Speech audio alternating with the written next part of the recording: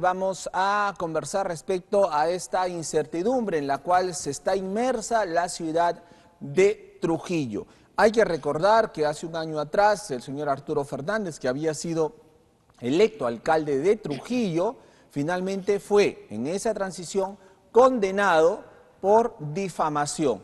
Un caso que le interpuso una oficial, en este caso de la Policía Nacional, porque pues le habían difamado, ¿no? La habían insultado, ella sintió que lesionaron su honor y fue al Poder Judicial y lo denunció al señor Fernández. El proceso continuó, tuvo muchas largas, típico en los abogados que elige el señor Arturo Fernández, frustró muchas audiencias, al final este caso se alargó, pero tuvo un final, y la final fue la condena de un año de pena suspendida contra el señor Arturo Fernández. De ahí se comenzó a escribir otro capítulo para la ciudad de Trujillo, porque tuvimos nosotros como ciudadanos mirar cómo esto se dilataba. Se iba, no se iba, lo suspendían, lo vacaban, el Jurado Nacional recibía un documento, lo volvía a regresar, y así se iba haciendo larga toda esta situación, hasta que al final se deciden suspenderlo. Entonces, señor Arturo Fernández es suspendido de la alcaldía de Trujillo. Pero ya, y fue condenado a un año, y los tiempos han pasado, los meses, las semanas han pasado, y el caso todavía sigue en el Jurado Nacional de Elecciones, ¿no? Haciéndose larga el tema, sigue en la Corte Suprema, en el Poder Judicial, haciéndose larga el tema. Sin embargo, los trujillanos somos finalmente los perjudicados. Perjudicados porque finalmente elegimos mal, porque desde por sí ya se sabía que el señor Arturo Fernández no tenía un plan de gobierno, no era una persona con criterio ni coherencia como para gobernar una ciudad tan importante como la nuestra. Pero finalmente se lo eligieron. Lo cierto que ahora no sabemos en qué situación estamos. El día de hoy salió una resolución que lo rehabilita nuevamente porque ya cumplió su condena. Sin embargo, el 11 de julio se verá su caso que él presentó en la Corte Suprema. O sea, ¿en qué quedamos? Y luego tiene antes, el 4 de julio, que escuchar la sentencia que tenga que dictar el Poder Judicial por el tema del señor Ricardo Morales, el destacado arqueólogo.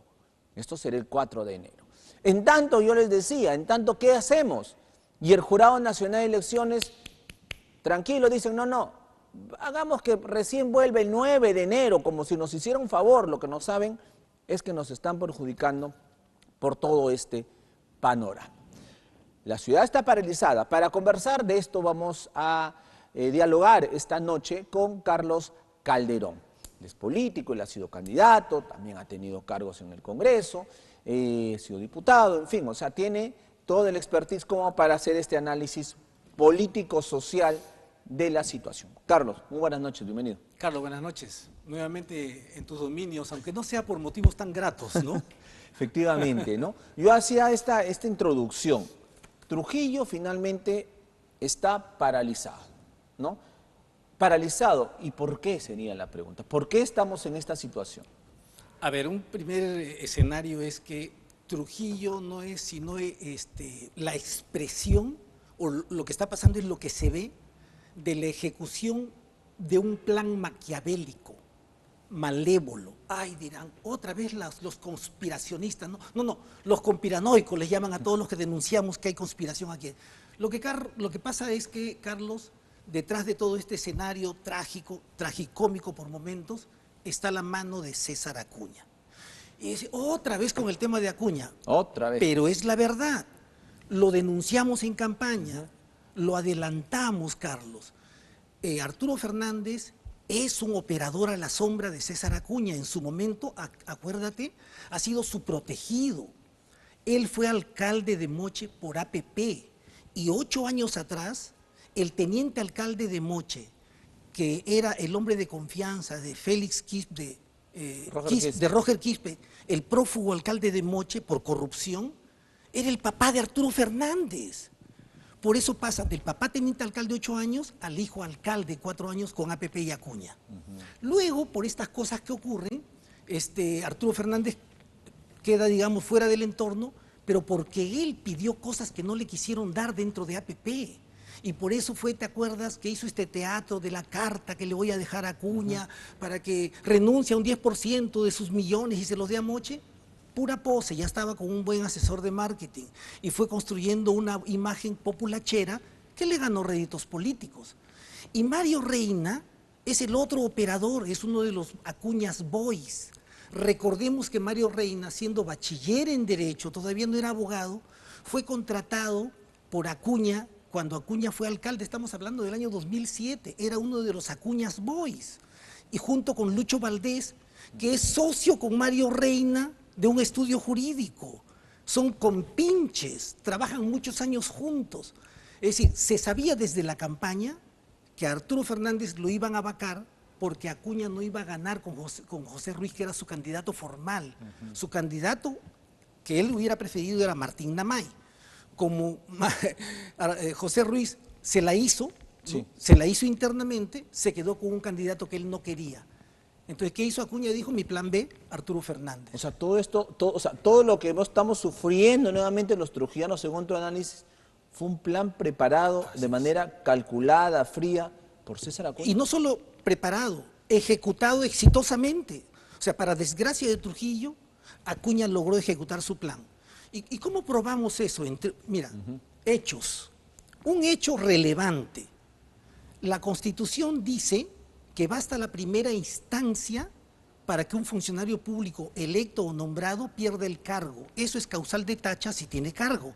O no puede postular, es causal de exclusión de una candidatura. ¿Qué hizo el Jurado Electoral Especial de Trujillo? No aplicó la Constitución, y ahí están los doctores Cabrejo Villegas, o sea, una triada de personajes que no debemos olvidar porque ellos fueron los ejecutores de un plan. Está Serna Bazán, Daniel Serna, ex fiscal decano, que terminó de ser fiscal y al día siguiente pasó a ser abogado personal de César Acuña. Recordaremos el juicio de Plata como Cancha, ¿no?, que lo inicié yo como consecuencia de una serie de hechos ilícitos que denunciamos, y el perseguidor del delito en Trujillo, el fiscal decano, el líder de los fiscales, el que representa la lucha anticorrupción, se jubila y al otro mes aparece como abogado defensor de Acuña en el juicio Plata como Cancha. Ese mismo señor, meses después, aparece como miembro del Jurado Electoral Especial de Trujillo. Y en ese Jurado Electoral Especial se vota para salvar de la exclusión a Arturo Fernández y permitir que su campaña, que venía bien manejada en términos de marketing político, de conexión con un sector de la población, porque lo había logrado, funcionó. ¿Y quién quedaba como alcalde en ese plan? El Acuña Boy, Mario Reina.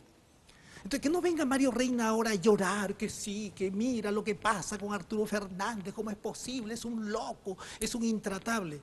Dime, ¿acaso no lo sabíamos antes de la campaña?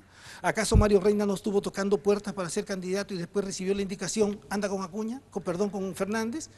Y hasta ahora, cuidado, y yo lo recuerdo, hay que recordárselo, le hago recordar, él no ha dicho cuál fue la verdadera razón de esa alianza. O sea, ese matrimonio, ¿a qué obedeció? ¿Fue amor a primera vista entre Mario Reina y Arturo Fernández? ¿Pagó una dote por la doncella? O sea, ¿tuvo que hacer un aporte de millones de soles para la campaña? ¿Hubo un juramento secreto entre ellos? ¿Se cortaron las venas? ¿Hicieron un pacto de sangre? Hasta ahora no sabemos cómo se juntaron. O sea, ¿cómo es que llegan a ese acuerdo? Ambos sabían quién era perfectamente el otro. Mario Reina, ejecutando un plan, el socio de Lucho Valdés, el Acuña Boy, el chiquillo bachiller al que lo hacen funcionario de la municipalidad y lo comienzan a proteger. Recuerda que hasta lo llegó Acuña a hacer a Mario Reina presidente de Sedalip. O sea, fue avanzando, avanzando. Es un hijo más, políticamente hablando, digo, de César Acuña. Son sus cuadros políticos formados durante décadas. Ahora, la pregunta es, César Acuña, considerando todo lo que ha pasado con el señor Arturo Fernández, porque nunca se imaginaban que lo iban a sentenciar por el caso de difamación. Ya, pero sí. O sea, nunca imaginaron eso. Carlos, pero discúlpame, ya se sabía. Antes de que presente su candidatura ya había cometido el delito. Claro. Durante la campaña ya se sabía que se venía una sentencia. Entonces, ¿quién salva de la exclusión? El jurado. Y ahí en el jurado, ¿quién está como abogado patriarca? El abogado de Acuña, Daniel Serna Bazán. Pero ahora, la pregunta es, hemos escuchado al señor Arturo Fernández que ha sido muy duro contra César Acuña. Muy duro, ¿ah? Y muy astuto. Muy duro. Y muy astuto. Ha ido hasta su universidad, le ha dicho todo lo que ha querido, lo ha relacionado con N delitos. O sea, ha sido muy duro contra César Acuña. Y ha dicho la pregunta cosas, es... ha dicho cosas hasta feas de él, ¿no? La pregunta es, ¿y por qué Acuña, en defensa de su dignidad, no lo ha denunciado? Eso es lo que te iba a preguntar, justamente. Se conocen entre ambos. Acuérdate que el papá de Arturo Fernández ha sido 8 años teniente alcalde de Quispe, el alcalde corrupto de Moche que está prófugo y al que Dios mediante la policía algún día lo encontrará. Ahora, entonces, pero a ver, hechos. ¿Qué necesita entonces César Acuña de Arturo Fernández? O sea, ¿por qué lo mantiene finalmente en primero, en este escenario? La hipótesis inicial, ¿cuál era? Que Acuña no iba a ganar con José Ruiz. Claro, eso era... Entonces dijo, ¿cómo hago para mantener el poder en Trujillo?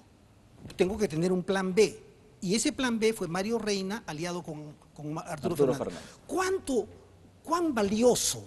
No hablo de dinero, puede haber sido un aporte de dinero, no lo sabemos, porque hasta ahora Mario Reina no ha contado cuál fue la verdadera razón para que Arturo Fernández lo acepte como primer regidor. Fue amor a primera vista, pagó una dote millonaria por la doncella, como antaño se hacía en la Edad Media, voy a capturar el amor de esta doncella y aquí tengo mi dote, ¿no? Me aporte en millones o en tierras o en caballos, en lo que sea. ¿Cuál fue el aporte de Mario? No, que voy a aportar mi nombre y mi historial, un sujeto sin ninguna relevancia política, no era pues un gran aporte, ¿no? Digamos, no era una luminaria trujillana o liberteña, de renombre internacional, que caramba, llevarlo de primer regidor le daba lustre a mi campaña, era un sujeto promedio. Pero ahora Arturo Fernández está que le genera dolores de cabeza a Mario Reina, ¿eh? Bueno, porque también lo ha denunciado de que tiene enriquecimiento ilícito, está queriendo regresar a la alcaldía, también lo insulta, lo difama. Por eso es que ambos son responsables, bueno, por eso que Mario Reina no se puede quejar, ¿no? Porque él sabe cuál es el trato que hicieron. Él sabe porque él hizo el trato. ¿Cuáles son esas condiciones? Ellos dos saben cuáles fueron los términos de su acuerdo. Los que no lo sabemos somos los trujillanos, que estamos pagando los platos, o sea, las consecuencias somos los que pagamos los platos rotos de un plan maquiavélico, malévolo, ejecutado sin importar la ciudad. Que es además, Carlos, un rasgo característico de esta estructura mafiosa que es APP y Acuña, ¿no? Políticamente son un factor de degradación del nivel político de la ciudad, de la región y del país. Y lamentablemente Acuña ha encontrado un escenario en el cual puede seguir imponiéndose, porque estos conflictos, tú lo has dicho con gran precisión, Carlos, perjudican a la ciudad. No solamente al emprendedor o al inversionista, a los funcionarios o servidores. No hay predictibilidad. Una gestión pública tiene que ofrecerle a la ciudadanía predictibilidad. La gente tiene derecho a saber hacia dónde me llevas. Hemos hablado varias veces, yo enseño eso en mi escuela de liderazgo, que tienes que tener una visión de ciudad que la gente pueda reconocer o identificar. ¿A dónde me quieres llevar como ciudad? Mira, yo quiero hacer de Trujillo una ciudad de esta naturaleza, que tenga estas características. Ese es nuestro norte, nuestra visión. Vamos a trabajar para ese fin. Entonces la ciudadanía tiene derecho a saber cuál es tu visión de ciudad. Arturo Fernández no la tenía, ganó por tumulto y por un manejo políticamente marquetero muy eficaz, lo logró, lo hizo bien. Buen candidato, pésimo gestor. Pero el componente malévolo era que había un plan atrás, que lo denunciamos en su momento, lo dijimos, o sea, es decir, ni Arturo Fernández ni Mario Reina pueden hacerse los inocentes. Ahora, ¿no? Sí, pero ahora la pregunta, vamos al otro lado. Poder Judicial, la Corte Superior de Justicia de la Libertad, para decirlo más exactamente, Corte Suprema, Jurado Nacional de Elecciones. Entonces, ¿dónde quedan esas Ministerio Público? ¿Dónde quedan esas instancias que pudieron haber resuelto antes el problema? Pero empecemos por el principio, Carlos. Excelente pregunta. Me permite señalar con nombres y apellidos, porque aquí los tengo, no quiero especular. Hay 3 personas que son las que votaron para no aplicar la Constitución y salvar a Arturo Fernández de la exclusión. El doctor Cabrejo Villegas, el doctor Serna Bazán y la doctora Rodríguez Reyes. Es decir, ellos prefirieron una interpretación y dijeron, no, como todavía ha apelado y no hay sentencia de última instancia, no está consentida o ejecutoriada la sentencia, no aplico la Constitución. La Constitución no dice eso. ¿Acaso los que hicieron la Constitución son unos brutos que dicen, ¿qué dice la Constitución, artículo 134? Que es causal de exclusión la sentencia en primera instancia en el caso de delitos dolosos. Claro, pero estamos hablando del 2017, ¿correcto? Ya estamos 2024 y tenemos 2023, 2024, con todos estos procesos y que se suman, ¿no? Tenemos, por ejemplo, el de Ricardo Morales. 10 veces se ha ido postergando, 10 veces, 10 postergaciones. Impresionante, ¿no? Impresionante, por eso digo. ¿Alguien diría, ¿tanto poder tiene Acuña? No, entonces estás imaginando, estás viendo un fantasma, Calderón. Mira, Carlos, yo me arriesgo a decir lo siguiente. Algún día habrá una comisión de la verdad para descubrir la estructura de corrupción, el pulpo de la corrupción en Trujillo, en la región y en el país. Mi certeza es que la mano de Acuña está allí. Ahora, yo no especulo, yo señalo hechos, porque si especulara a mí ya me hubieran metido preso, pero hechos concretos. El fiscal decano. Recordemos además que en el juicio Plata como Cancha, varios jueces se inhibieron en el juicio Plata como Cancha y me postergaban audiencias. ¿Por qué? Porque resultaba que esos jueces eran profesores de Lavallejo. Resultaba que los jueces habían sido abogados de Acuña antes de ser jueces. Resultaba que estaban vinculados. Así que iba ganando tiempo y ganando tiempo y ganando tiempo. Era un proceso de él. La pregunta, ¿y no podrán ser las mismas razones en un caso distinto?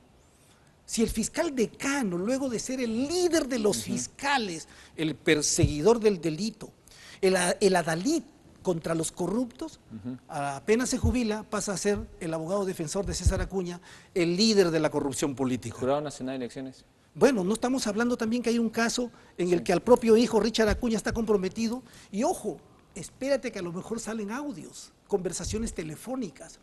Es decir, la mano de Acuña, que es una estructura de poder político mafioso, corrupto, ¿no?, que ha degenerado todo el sistema, está allí. Y no podemos, ahora, no estamos especulando, Carlos, son hechos. La prensa nacional lo ha señalado. Es decir, sí hay aquí una estructura de poder a la sombra. Ahora, ¿por qué es importante decirlo? No tenemos ninguna tirria personal contra el señor César Acuña, no tengo ninguna antipatía, no me ha hecho nada en lo personal, yo no le he hecho nada en lo personal, pero creo que las cosas hay que decirlas tal cual.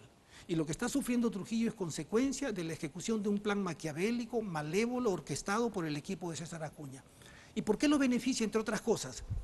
Para empezar, ¿acaso la municipalidad con Mario Reina no hizo, lo primero que hizo fue trasladarle toda la elaboración de proyectos de inversión al equipo técnico de la región? Mira, esto ya se sabía en plenas elecciones. O sea, Mario Reina ya sabía que lo iban a vacar a Arturo Fernández, por la razón que fuera. Por eso estaba él ahí. La pregunta es, ¿y entonces por qué no se preparó para gestionar la municipalidad cuando ya Arturo Fernández no esté? Si él ya sabía lo que iba a pasar. ¿Por qué sabía que lo iban a vacar? Entonces, claro, ¿cómo él? No, es que no hemos tenido tiempo. No, pero también hay que decirlo. Ya Arturo sabías, Fernández ya dejó, sabías. claro, pero Arturo Fernández dejó destrozada la municipalidad. Correcto. Y eso hay que decir. Este 4 de julio, el señor Arturo Fernández tendrá que escuchar finalmente la sentencia que se sigue por el caso de Ricardo Morales, el destacado arqueólogo, quien lo denunció por difamación. Típico en él, correcto, típico en él, en el señor Arturo Fernández, que tiene varios procesos.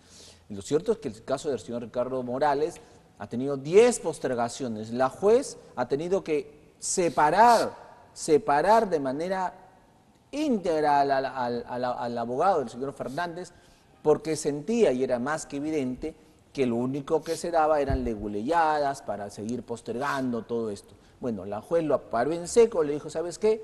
Te separo definitivamente de la defensa del señor Arturo Fernández y le designo que el señor Arturo Fernández designe su propio abogado o le vamos un abogado de la defensa pública. Lo cierto es que el 4 de julio, a través de una audiencia virtual, se sabrá finalmente en qué termina este caso, lo cual cambiaría por completo, ¿no?, el futuro del señor Arturo Fernández. En tanto, también la ciudad está en ascuas. Finalmente, se queda el señor Mario Reina como alcalde, regresa Arturo Fernández, el inversionista, el empresario, dirá, oye, me están pidiendo para hacer una pista, oye, pero si meto mi plata y llega el señor Fernández, luego me anula el contrato, ¿cómo hago la pista? ¿Cómo hago la vereda? ¿Cómo hago tal obra? O sea, los empresarios comienzan a dudar. Y esa inestabilidad finalmente termina afectándonos a todos nosotros. Carlos Calderón se encuentra con nosotros y él nos explica esta noche que quien estuvo desde el inicio, desde que surgió la candidatura de Arturo Fernández, quien estuvo de atrás fue César Acuña, quien, según él, a través de un plan maquiavélico, se había proyectado todo esto, ¿no? Que se vaya Arturo Fernández porque había sido el señor Ruiz quien había sido candidato por AVP, alguien que no él quería. Vamos a nuestro plan B, como dijo Calderón, en el sentido presentar a Arturo Fernández, pero poner atrás de él a Mario Reina, porque Arturo Fernández en algún momento iba a ser sentenciado y entraba Mario Reina como alcalde, que era también de APP. Pero la pregunta en la que yo habíamos quedado, Carlos, era ¿cómo es que esto se ha venido extendiendo en el tiempo, ¿no? Lo de Ricardo Morales, 10 meses, postergado, va al Jurado Nacional de Elecciones, devuelve el expediente, regresamos el expediente, vuelven a observar el expediente, vuelve a regresar el expediente, y esto es un nunca acabar. Tú recordarás, Carlos, cuando en el año 2013, más de 10 años ya, hicimos la denuncia por estas actividades ilícitas y el reparto de dinero a las organizaciones sociales con el famoso juicio que se denominó Plata como Cancha. Y en ese mismo jurado, cuando planteamos la vacancia, postergaron también la diligencia varias veces y le celebramos con una torta gigante en la Plaza de Armas el primer año, porque se cumplió un año que el jurado había recibido el expediente, con un trujillano, el doctor Tábara, ex notario trujillano, que decían las malas lenguas que también era parte de la estructura jurídica que demoraba las cosas en el jurado, era el presidente del jurado, todo era responsabilidad de él. Bueno, el hecho es que por la razón que fuera, durante un año el expediente no era objeto de vista de la causa en el jurado, o sea, un año sin que el expediente se revise. ¿Quién era el afectado? César Acuña. O sea, ya desde esa época en el jurado había cierta consideración especial a los expedientes que tenían que ver con Acuña. Luego después también otro hecho importante, porque tú me preguntaste hace unos instantes, Carlos, ¿por qué cómo demostramos tanta influencia de César Acuña? Recordemos que un ex empleado de Acuña, ex soportapliegos, era su jefe de imagen, después terminó siendo jefe de imagen, después fue decano en la Facultad de Derecho y luego 5 años miembro del Jurado Nacional de Elecciones, un hombre al que Acuña le había firmado su cheque por 25 años.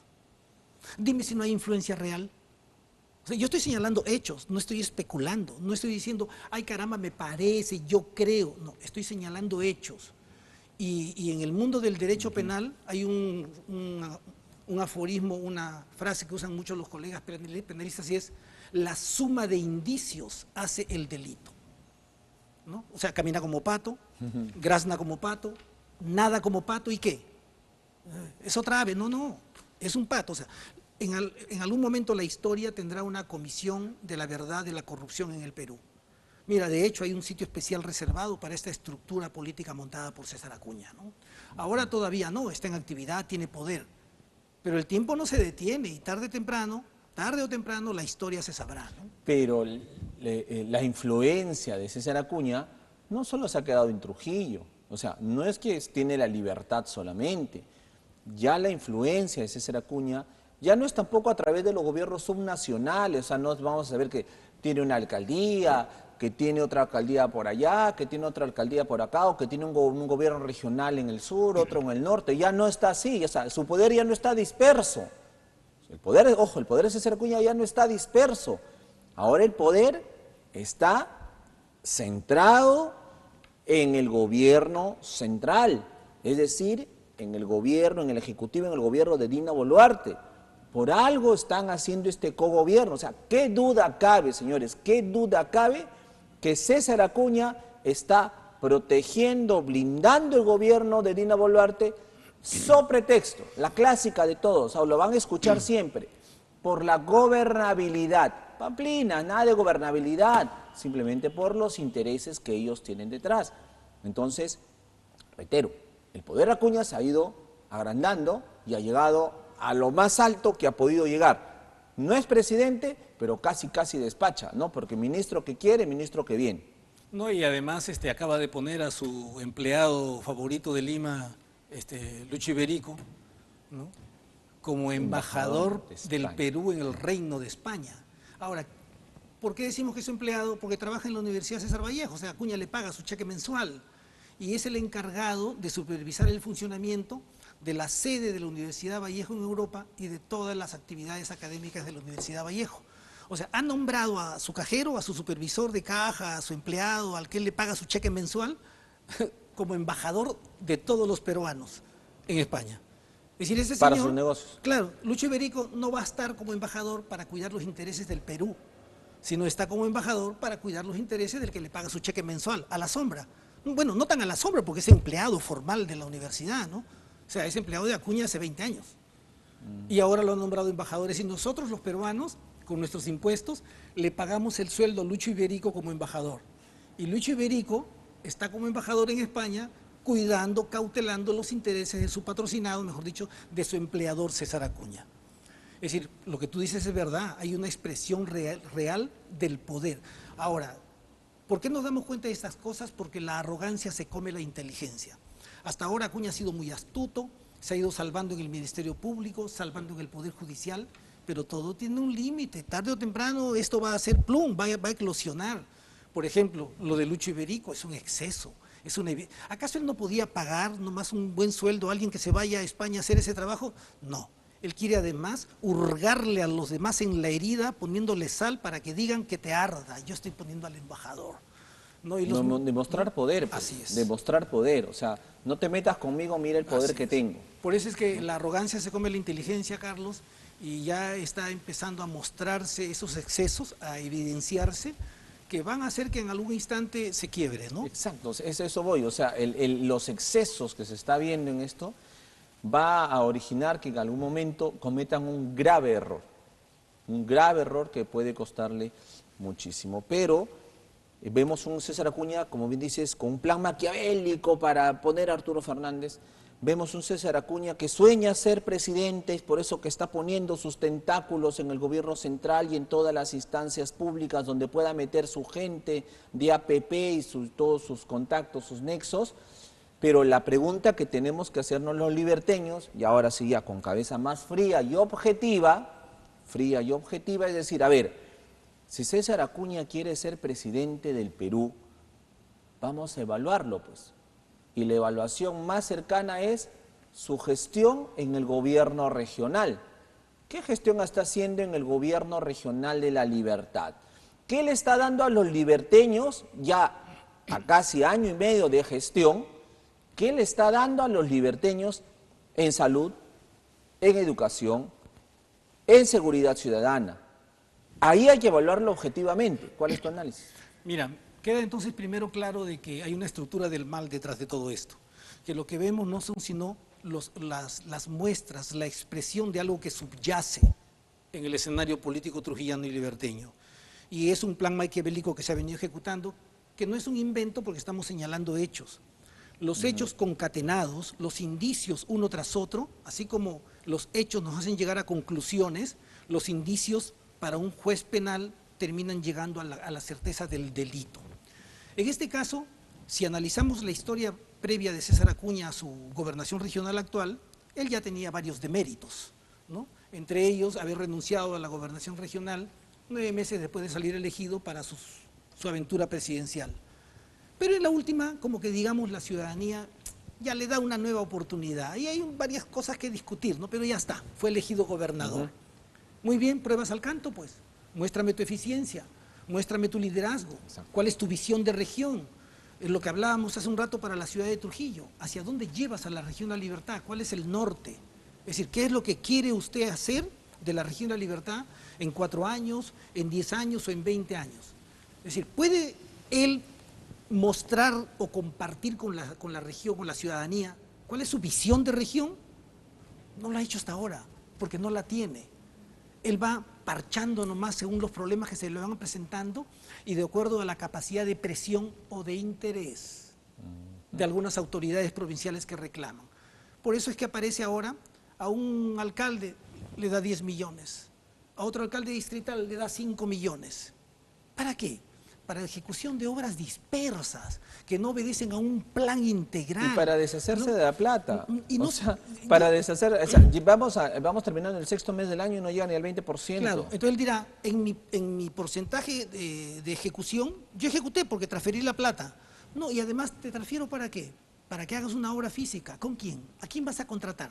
Recordemos que también hay otra denuncia que quedó, entre comillas, archivada en la época de Daniel Cerda en el Ministerio Público, de esta estructura de empresas testaferras que lograban contratos millonarios en municipios de APP y que los dueños de las empresas, ¿quiénes eran? Empleados de Acuña, trabajaban en la Universidad de Acuña, él les pagaba su cheque mensual, el domicilio tributario de las empresas eran inmuebles de propiedad de la universidad, de propiedad de Acuña y de Richard Acuña, es decir, eran apepistas dirigentes, entre ellas la tesorera del Comité Ejecutivo Nacional de APP, y era una estructura mafiosa montada por Acuña para ganar millones. Entonces la pregunta es, ¿no estará reproduciendo el modelo, entregándole millones de soles a determinados alcaldes para que contraten determinadas obras de infraestructura? Entonces hay que estar atentos quiénes son los que ganan la buena pro para ejecutar esas obras.